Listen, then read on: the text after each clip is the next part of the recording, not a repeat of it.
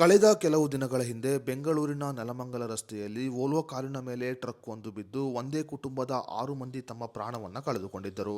ಹೌದು, ಬೆಂಗಳೂರಿನಲ್ಲಿ ಐಟಿ ಉದ್ಯಮವನ್ನ ಮಾಡುತ್ತಿದ್ದ ಚಂದ್ರಂ ಅವರ ಕುಟುಂಬ ಬೆಂಗಳೂರಿನ ನೆಲಮಂಗಲ ರಸ್ತೆಯಲ್ಲಿ ನಡೆದ ಅಪಘಾತದಲ್ಲಿ ತಮ್ಮ ಪ್ರಾಣವನ್ನ ಕಳೆದುಕೊಂಡಿದೆ.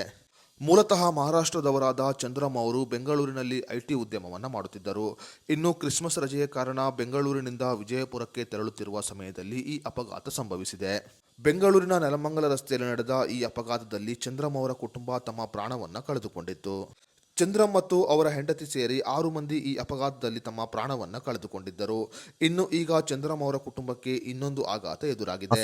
ಹೌದು, ಈ ಅಪಘಾತದಲ್ಲಿ ಪ್ರಾಣವನ್ನ ಕಳೆದುಕೊಂಡ ಚಂದ್ರಂ ಅವರ ಕುಟುಂಬದಲ್ಲಿ ಇನ್ನೊಂದು ಸಾವಾಗಿದೆ. ಹೌದು, ಚಂದ್ರಂ ಅವರ ಕುಟುಂಬ ಈ ಅಪಘಾತದಲ್ಲಿ ಸಾವನ್ನಪ್ಪಿದ ಕೆಲವೇ ದಿನಗಳಲ್ಲಿ ಚಂದ್ರಂ ಅವರ ತಂದೆ ಕೂಡ ಇಹಲೋಕವನ್ನ ತ್ಯಜಿಸಿದ್ದಾರೆ. ಸುಮಾರು 80 ವರ್ಷ ವಯಸ್ಸಿನ ಚಂದ್ರಂ ಅವರ ತಂದೆ ಈರಗೊಂಡ ಅವರು ವಯೋಸಹಜ ಕಾಯಿಲೆಯಿಂದ ಶನಿವಾರ ಸಂಜೆ ಇಹಲೋಕವನ್ನ ತ್ಯಜಿಸಿರುತ್ತಾರೆ. ಮಗ ಅಗಲಿದ ಕೆಲವೇ ದಿನದಲ್ಲಿ ತಂದೆ ಕೂಡ ಇಹಲೋಕವನ್ನು ತ್ಯಜಿಸಿದ್ದು ಕುಟುಂಬದಲ್ಲಿ ಆಕ್ರಂದನ ಮುಗಿಲು ಮುಟ್ಟಿದೆ. ಹಲವು ಸಮಯಗಳಿಂದ ಅನಾರೋಗ್ಯದಿಂದ ಬಳಲುತ್ತಿದ್ದ ಚಂದ್ರಂ ಅವರ ತಂದೆ ಮಗನ ಸಾವಿನ ನಂತರ ಇನ್ನಷ್ಟು ಖಿನ್ನತೆಗೆ ಒಳಗಾಗಿದ್ದರು.